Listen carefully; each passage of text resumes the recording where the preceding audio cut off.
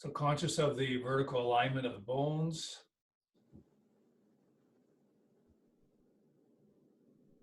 Feel the weight of the arms and hands. Hang the hips.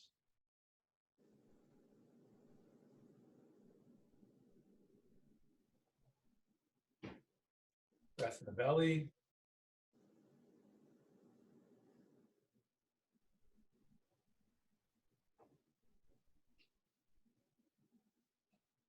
Centering our mind, breath, and energy below the navel.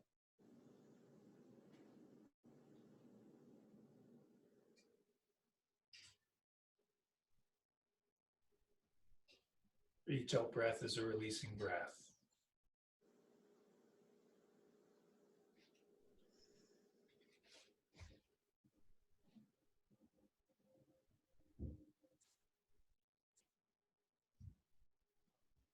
Notice the line of the spine, especially at the neck, back of the neck, and the lower back.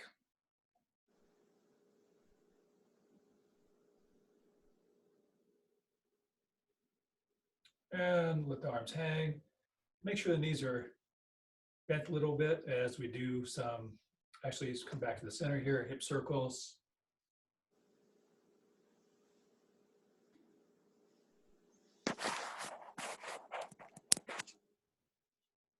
And hip circles the other way.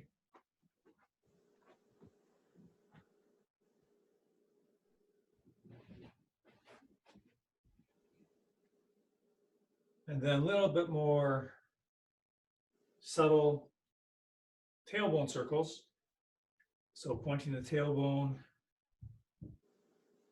drawing a circle on the floor with the tailbone.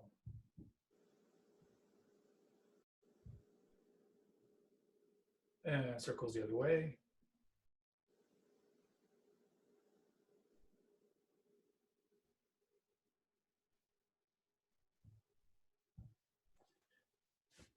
And the knees, let's bring the heels close together. Knees go forward and back, forward and back. And then to the front corner and back, to the other front corner and back.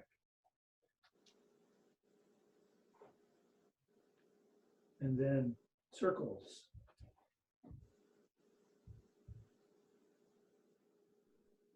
Then circles the other way. And diverging circles.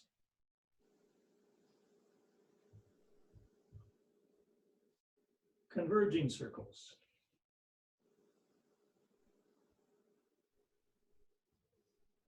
Okay, now to come up, I don't want to stand up using the lower back. Just push the knees forward, followed by the hips, and you just have the hips come underneath your back. Good. Rolling the shoulders, being very conscious of the spine and what we're doing for the spine. Knees are bent. And other way.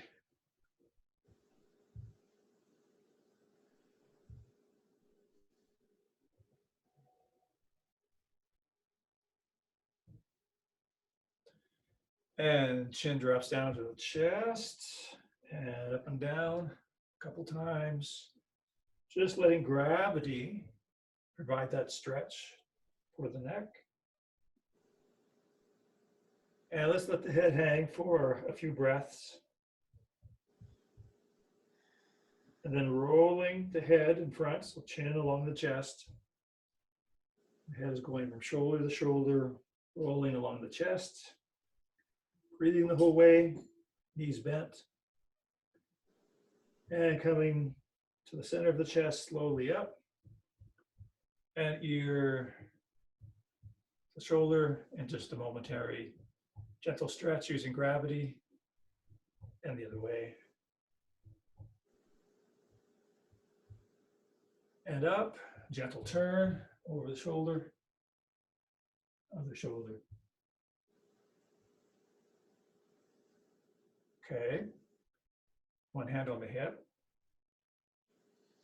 other hand comes up, side bend, stretching that side long. Coming back.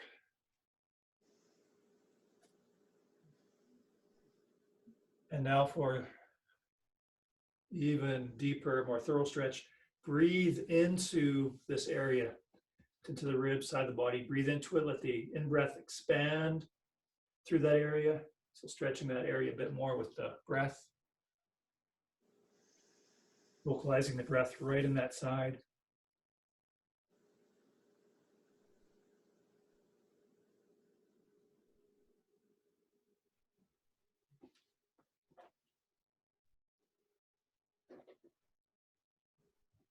Good. Knees bent. Starting with a very gentle arm swing. Weight right in the center. Releasing the abdomen as you release the shoulders.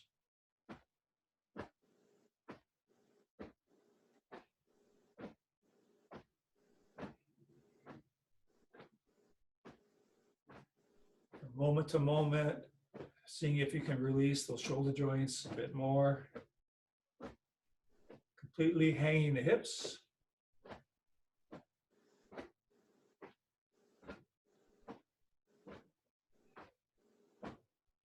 Winding down. A little bit wider. Knees out over the feet. Adding a hip turn and a weight shift. Notice any part in that move where there's a slight pulling in or pulling up, and then we want to intend, say, dropping and opening of that point. We may have to slow down or make the movement more minor in order to allow that to happen. So we don't want to have a bigger and a faster movement just for its own sake. We don't want to sacrifice the songing, the opening and releasing. So whenever we go into more movement, there's going to be a greater tendency to tense or simply to pull in. So ting that. You notice it. See if you can song it or release it. And if not, come back to a more minor movement, smaller, gentler, easier movement. So we don't want to leave behind that releasing. We don't want to go into any tightening just because we're doing a bigger movement.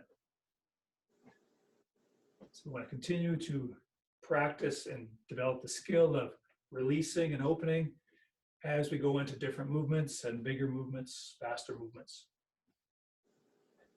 But what's even most important is not to lose those qualities of Ting and Song. So it's not important to go for a bigger movement or a faster movement. And then to the alternate hip turn.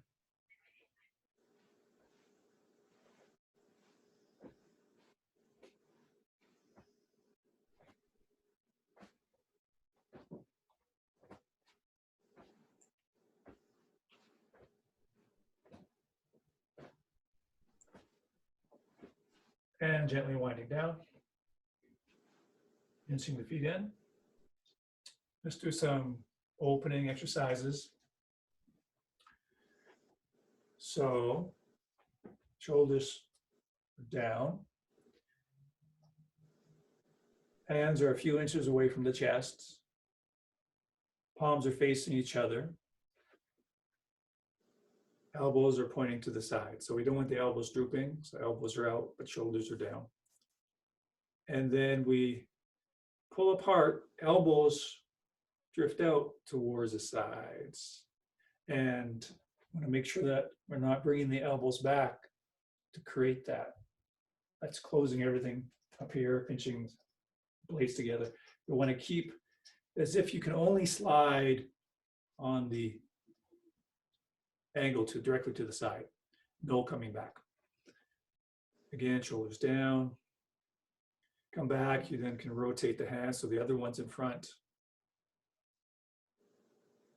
Feel the pull and stretch in the shoulders.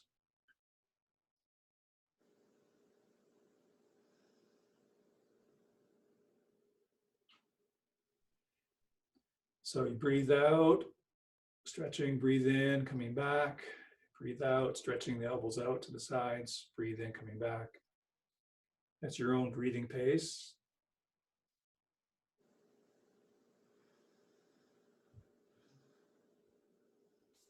So knees are unlocked, the hips are dropping, shoulders completely down. I find that tough. And then to take this just a little bit more intensely, hold it out there for a few breaths and come back. So you're going to just elongate that dynamic tension time. So as we mentioned before, these opening exercises are not feel-good exercises. So they will feel uncomfortable because we're really stretching deep in the joints, activating and stretching the fascia.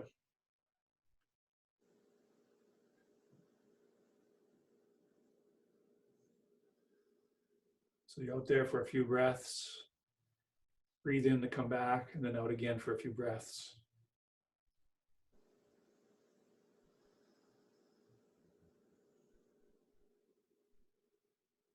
And just relax the arms, let them swing a little bit. Breathe.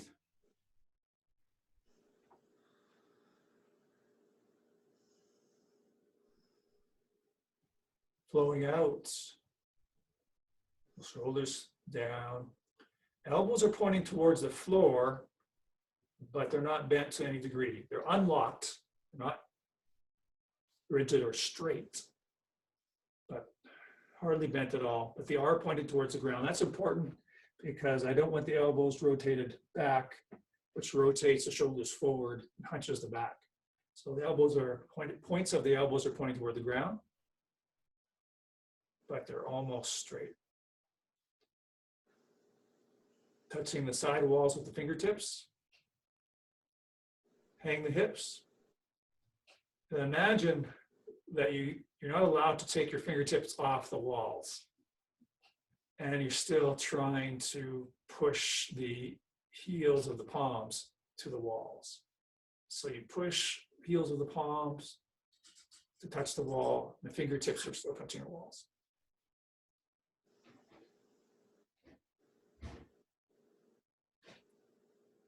And try not to hold your breath.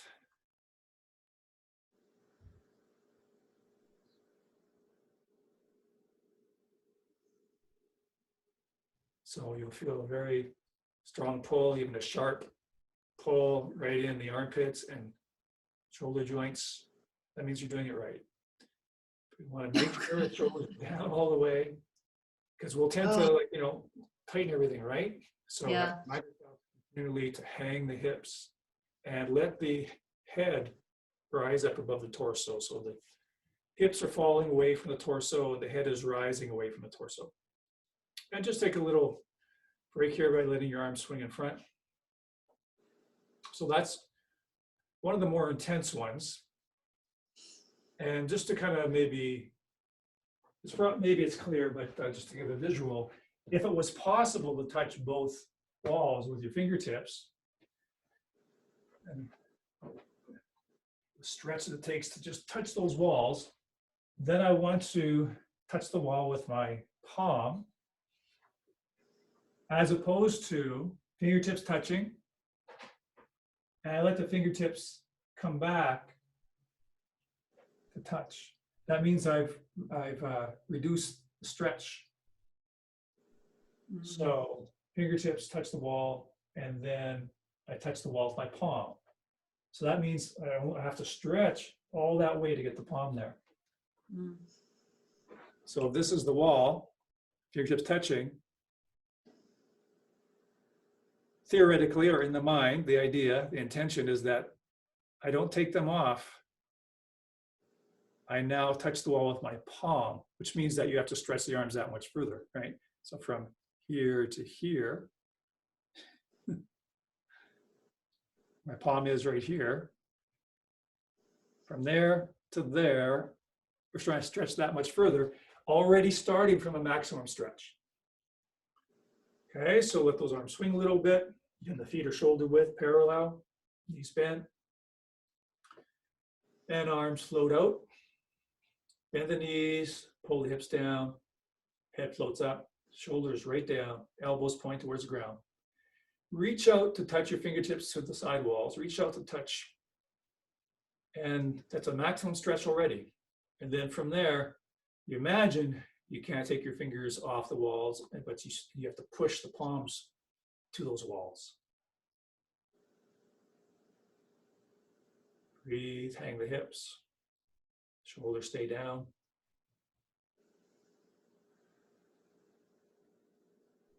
Breathe.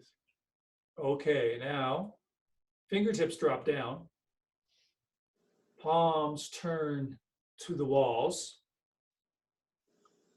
shoulders down. So now I try to push to the walls with my elbows, and at the same time, push down to the ground with my fingertips. So I stretch down to my fingertips and I push the elbows out to the walls. Hang the hips, lengthen the neck. Now, in particular with this one, we have to watch out. There might be a tendency to roll the elbows forward as I'm pushing my hands down. See that? So this is okay here. As I push my fingertips down, my shoulders are rolling forward. You see that? Yeah. So I think that's going to be a very, very typical tendency. My shoulders rolling forward, and they're no longer set. Let's just talk about that for a second. So, of course, everybody is trying to work on better alignment. And one of the big, big areas that we all need to work on is where the shoulder is set. We always talk about sitting shoulders. That's a very, very general term, and that just touches the surface. So of course, sitting shoulders means that shoulders are not up, but down, resting down and going further and further. And as we sometimes say, that mental imagery of the shoulder plane resting right on top of the uppermost rib. So they're just sitting, totally sitting passive. But that's only one dimension. We also want to make sure the shoulders are right, they're seated. They're seated in their spot. So not rolled forward, which many, many people have, especially in this society. But also not pulled back. So they need to be seated right here, basically right down this bisection line. So this is rolling forward. We don't want that. It's a bit tricky in Tai Chi because we talk about having a gently rounded back. We don't want the soldier back. It's gently rounded. We want the shoulder blades spreading apart. And add to that, to make it even more confusing and difficult, you'll often hear in Tai Chi, they'll say, sink the chest. And that can be, that's subject matter in itself. Basically, of course, we don't want a puffed out chest. We want it a little bit more, it's sunk. And people can misconstrue that or have a misfeeling of sinking their chest, and it rolls their elbows forward. So that's very, very common to have the shoulders forward, having shoulders forward. So right back in its seat.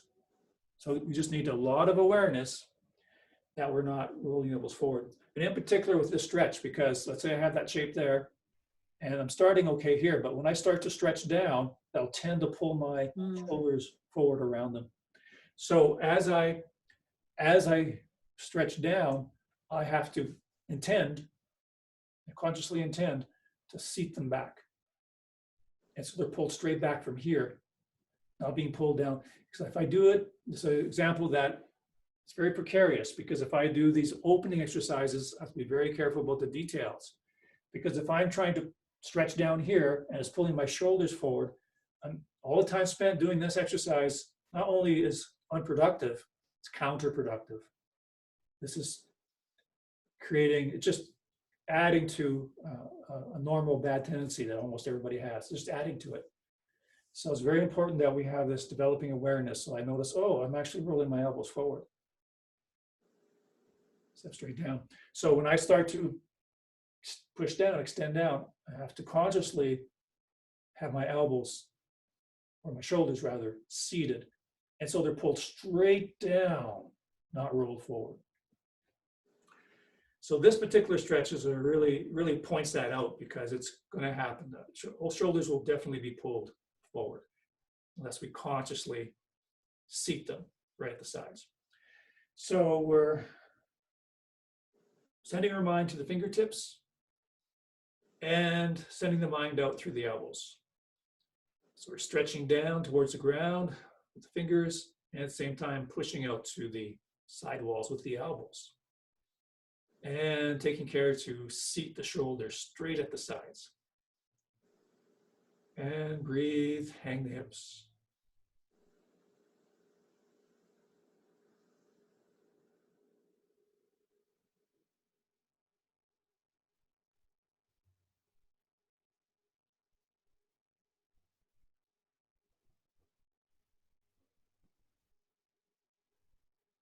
And then from moment to moment, we'll have to try to turn those palms out to the sides. We may have released them a little bit. So there isn't that torquing stretch anymore. So palms to the sides as much as we can. Elbows down, so elbows out to the sides, fingertips down, palms rotated to the walls. Shoulders seated, belly released, tailbone hanging, head rising above the torso. And breathe. It's a lot to remember. And then you can move to another one, cross our arms. It kind of gives a bit of a rest to the shoulders. And now the hands are a little bit above shoulders. And we're going to make open fists, just like we do in Tai Chi, a little space in there. But the palms are rotated slightly up. And shoulders are still down, of course. Now you imagine you're grabbing a couple steel poles, so you can't move. Hands can't come in. Similar to how we were touching the wall, and they're not supposed to come in. So the steel pole imagery is just an imagery so that we're not bringing the hands in.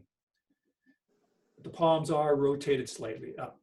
Shoulders down again. Here the elbows can bend more than this one out here. Once you're holding on to those handles or poles, they don't come in anymore. Shoulders down, hang the hips.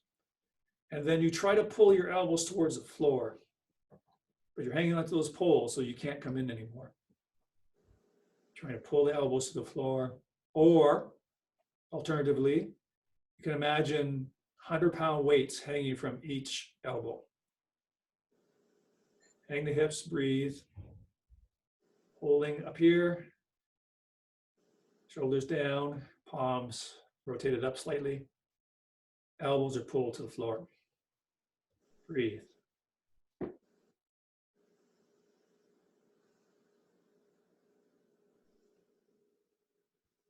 Okay, and then you can have a little swinging just to release the mind and body. And what are we working on when we do those things? I mean, obviously These are opening, shoulder opening exercises. yeah, I can feel them. Shoulders are a big issue for almost everybody. They're a major block in terms of energy flow and power flow. And arms out. Hang the hips, point the elbows just a tiny bit. Shoulders sitting. Rotating palms up as far as you can. Palms up and around, and palms down and around. Without raising the shoulders. There can be a tendency to do this, right? So I keep the shoulders seated. Hang the hips so the lower back isn't tight. Rotating as far as comfortable, up and around, down and around. So rotating the little finger up and around as far as you can, and then the thumb down and around as far as you can.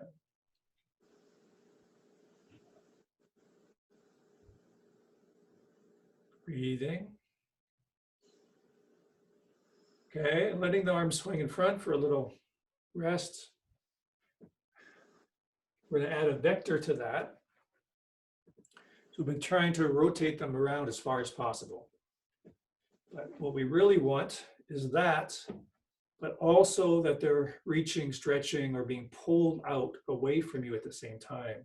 So a spiraling vector that way, spiraling vector that way. So not just rotating around here, but extending out. So sitting the shoulders, small little elbow point, hang the hips. So as I'm rotating up and around, my arms are being pulled away from me. So they're extending into this tube. They're going through this tube further and further and further. As I rotate down and around, same thing. So there's that outward stretch and pull as I rotate as far as I can, keeping the shoulders seated and the hips hanging.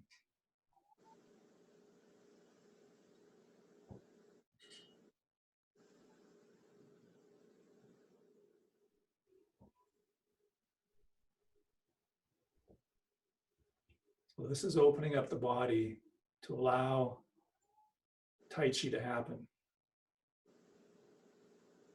So that Tai Chi can happen.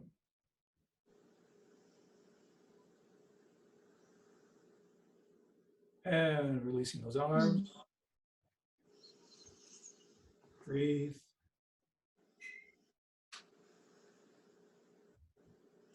And that last one, I felt kind of a buoying up when I turned it one way. It kind of felt like it was softening up a little bit. And Which which is part kind of of the cool. body? In my arms, like just kind of out through here and from here out. That one, because the rest of it felt, that I'm really having, there's so much tightness, but that one, it felt like it was actually kind of floating a little bit. I Like got a a little more release? release. Yeah, Yeah, good. yeah. Good. What part? I couldn't see what part you pointed to. It's kind of in through here. It was when I was kind of rotating like this, and then it kind of opened in through here, and then kind of down a bit. Okay. Yeah, I can't see me very well. Yep. Yeah, so that was kind of, it was a more buoyant feeling than it had been to this point. Okay. Then there's one other variation to that one. Shoulders down, all those things. Alternating sides. So one rotates up and around, other down and around. As far as possible each way, and then having also that outward stretch, that outward vector. Knees bent, hips hanging. It's as if arms are stretched longer and longer and longer each rotation.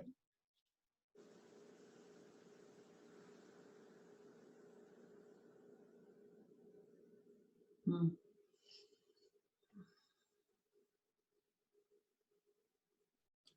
So I want to have those arms pretty much shoulder height without the shoulders rising. And then releasing those arms, let them swing. Let them swing to stillness, hang out. And now I just spend a moment just in standing, really tinging or getting into the sensation awareness of our shoulders. And noticing the tingling, the warming, and or the cooling, the vibration, and really basically allowing the body to absorb the new information, to digest and assimilate the new information in the shoulders.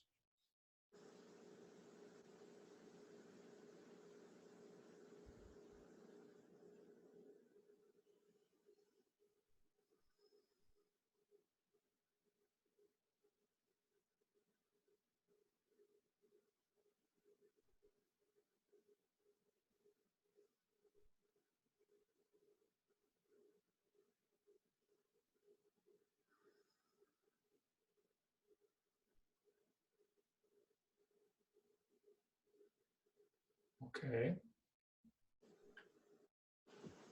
From here, so let the arms continue to hang. And breathing in, we're going to sink down a little bit. And whenever we sink, often we'll say bend the knees, right?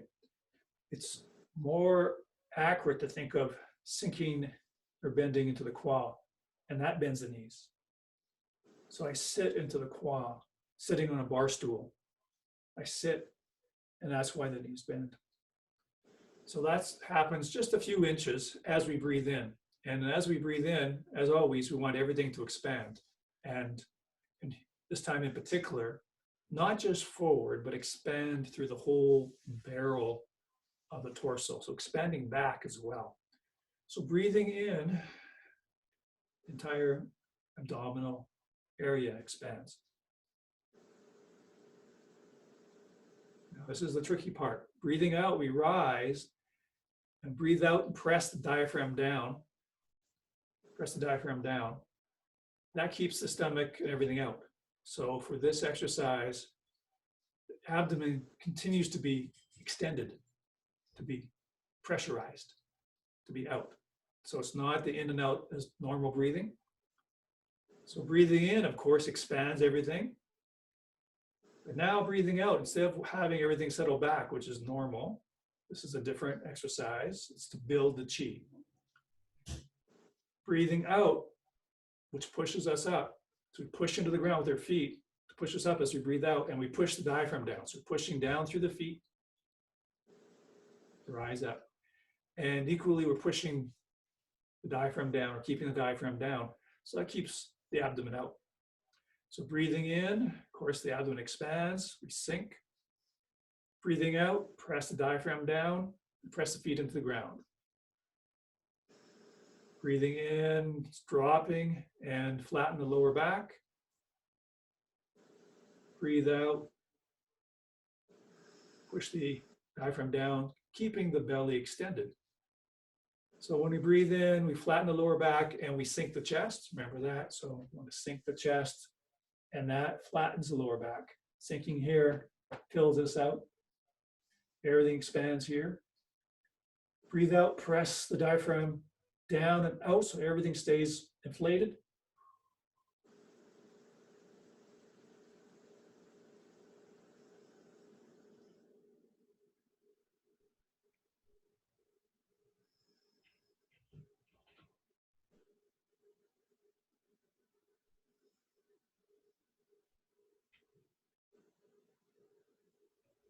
That pressurizes the abdominal bag. It sinks, accumulates the chi in the abdominal bag, in our core.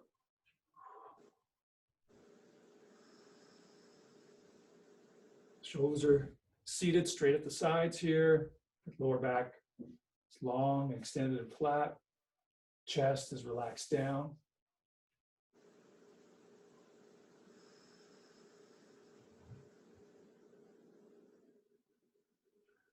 Okay, so let's come up here and just breathe normally for a moment. So that's the breathing pattern and breathing movement with the body rising and sinking. Now, we've done this before. So this is bringing the breathing, the body movement with this arm swing. So we're going to start hands resting here. And as we breathe in and drop, the hands very, very, very relaxed, the arms just loose ropes. Come down, backs of the hands, basically tapping through the quad. Turn the hands over so the back of the hands tap through the hips, and then resting at the top of the thighs again. Then we're going to very, very loosely tap the shoulder, tap the chest, very loosely, drop down, palms up, back of the hands against the quad, back of the hands against the hips, and then palms up, resting at the quad or upper thighs. So this happens as we sink, and we happen to be breathing in for this exercise. When we come up, when we breathe out, pressing the abdomen out still by pressing the diaphragm down, we just flip the hands up. So it might take a few times to get that timing, especially with that breathing. Breathing in, breathing out. And so when we breathe in, and just before we start dropping, we bring the hands in. So I breathe in and drop.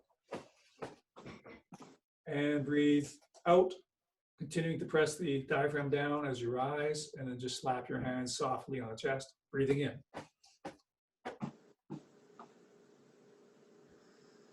So you might not be following my pace, but as you breathe out, pressing the diaphragm down, abdomen stays out and extended. Breathing in, of course, the abdomen expands.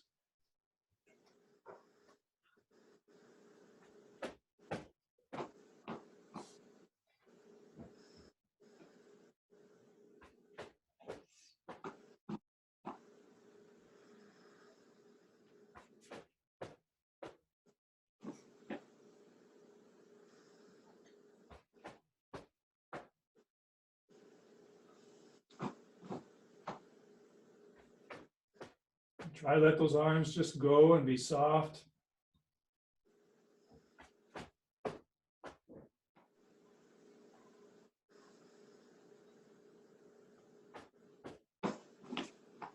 Okay, so that's not the full exercise yet. So another step to add.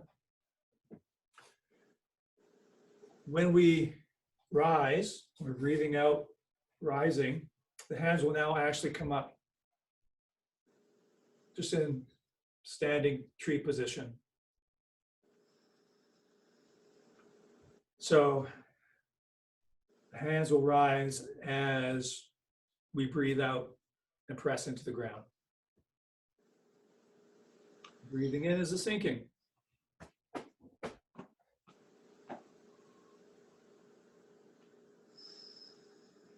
And then from here, the hands will fall to the chest. Breathing out, arms rise in front of the sternum. And then as I breathe in, the hands fall to the chest.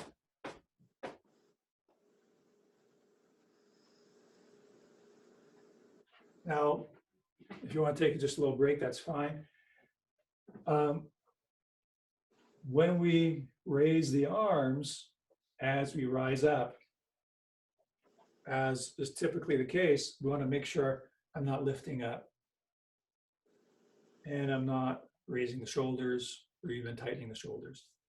So we want to have a sense that the elbows are rolling forward rather than pulling up. As I stand up, elbows roll forward rather than pulling my arms up, which is going to separate the body. So as I press into the ground, you can think of either the pressing into the ground presses the elbows forward or simply rolling the elbows forward. And rolling the elbows forward will again help to seat the shoulders. Okay.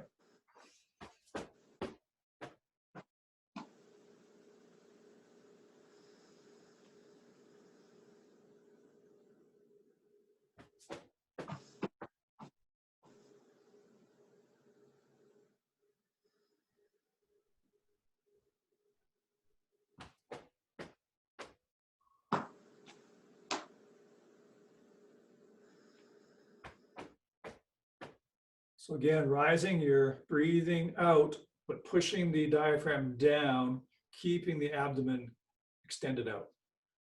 Breathing in, of course, is always an expansion as well. So the abdomen doesn't ever really come back in to any degree.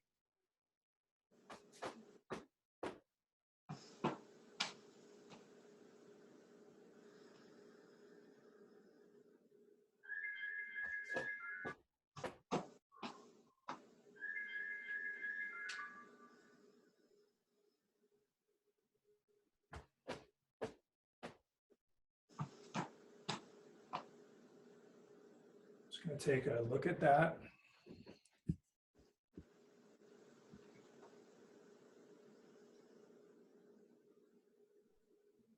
Okay, I can't really see your body, but you have any thoughts or questions about that? I can't really see what you're doing from basically below the clavicle, but do you have any questions? No, I was just kind of getting the rhythm of it and making sure I wasn't contracting when I was breathing. Excellent. Yeah, so just had to stay Yeah, think it's definitely going to aware. take a while to get familiar with that movement and Yeah. get the rhythm of it, as you say, and then relaxing into it for sure. Yeah. And then once you are more familiar with it, it's really quite comprehensive. What we're doing with the breath, and the intention, and the abdomen, and the soft arm movement. It's a very comprehensive drill.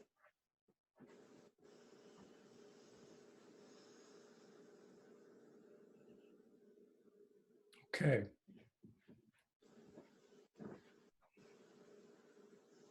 So arms again, shoulder width or hip width, or sorry, the feet, shoulder width, hip width, hanging out. And shifting to one leg, one hand towards the opposite kidney, other hand towards the opposite chest. Push off that leg to send your arms out into the other hip.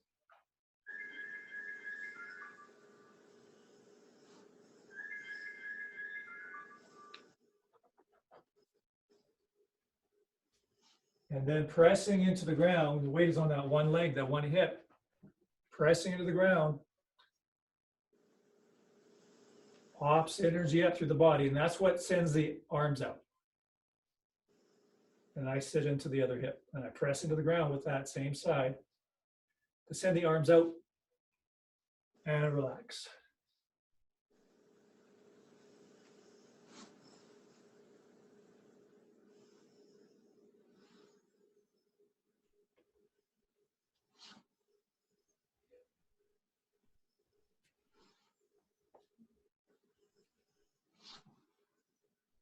Releasing the abdomen,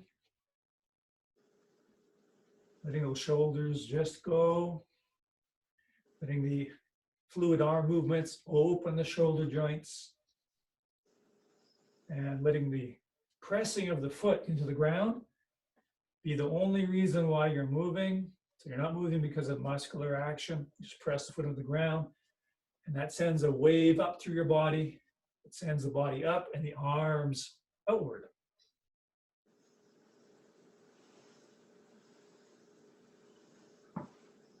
So today was very much about body opening exercises and releasing exercises called Songgong, releasing work.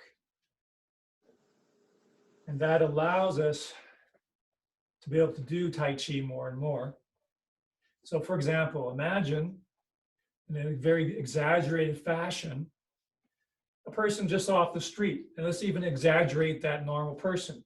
They're even tighter than even a regular person, very tight, very dense, major tension. They're just one big brick.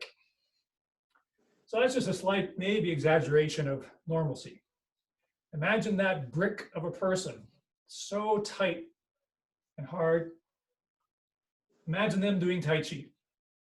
They can learn the Tai Chi movement, they'll learn Tai Chi commencement, grasper's tail and all that. They'll learn the movement, the structure, the choreography, but they're not doing Tai Chi. In fact, they cannot do Tai Chi with that body. They can do the movements because they can move their body. They can do the posture because they can shape their body, but their body is not capable of doing Tai Chi nor getting the true benefits of real Tai Chi. So that's an example that the body has to be changed and cultivated to really be able to do deeper Tai Chi and the deeper benefits of Tai Chi. And to speak very black and white, it's to get the benefits of Tai Chi. You have to change the body.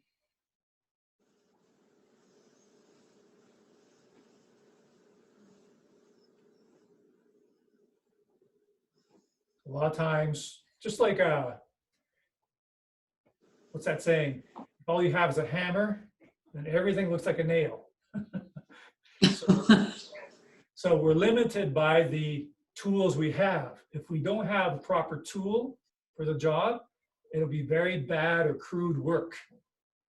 If we don't have the proper, if we haven't cultivated the proper body, and that takes a lot of time and work, a lot of conditioning exercises. But if we don't ever condition the body in that direction, we never really have the proper tool for the job. We don't have the proper body for Tai Chi. So we have to develop the proper tool, build the proper tool. Really, we have to tear the body apart, tear it down, and rebuild it, reopen it. And that's why some of those exercises, especially with the shoulders, are uncomfortable. We have to tear it down and rebuild it. Have the proper tool, the proper instrument, is probably the best word, proper instrument for Tai Chi. And slowly just hanging out and winding down. Feel the length and the weight of the arms, tingling vibration in the arms and hands. Feel the breath in the abdomen. And to centralize our mind, breath, and chi deep in the bowl of the hips. Resting in the bowl of the hips below the navel. Weight resting in the feet.